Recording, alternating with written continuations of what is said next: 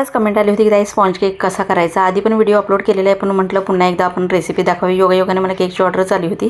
आता हा रेड कलरचा कप दिसतो की नाही, तो 250 ml चा आहे. मी अर्धा किलो केकचं मेजरमेंट तुम्हाला इथे सांगते. अर्धा किलो केक करायचं असेल नाही, 250 ml चा कप घ्यायचा. आणि असं हे प्रेमिक्स मी बाहेरूनच विकतच आणते, रेडीमेड असतं. 250 ml चा कप घेतलं की नाही, तेवढं मेजरमेंटने घ्यायचं. आणि त्याला म्हणजे तो अर्धा किलोचा झाला बरं का, 250 म्हणजेच अर्धा किलोसाठी झाला. आणि त्याच्यात एक पळी तेल टाकायचं. आणि तेल टाकल्यानंतर थोडं थोडं पाणी टाकून ते बॅटर करायचं. पहिल्यांदा तुम्ही सुरुवातीला बघितलं असेल घट्ट बॅटर झालेलं आहे. आणि त्याच्यानंतरचं बॅटर जे कन्सिस्टन्सी आहे ते तुम्ही बघू शकता, थोडी पातळ अशी पाहिजे. आणि मग एका आपल्या टीनमध्ये आपण बटर पेपर लावून त्याच्यामध्ये तूप तुम्ही टाकू शकता किंवा तेल लावायचं आधी आणि मग बटर पेपर टाकायचं.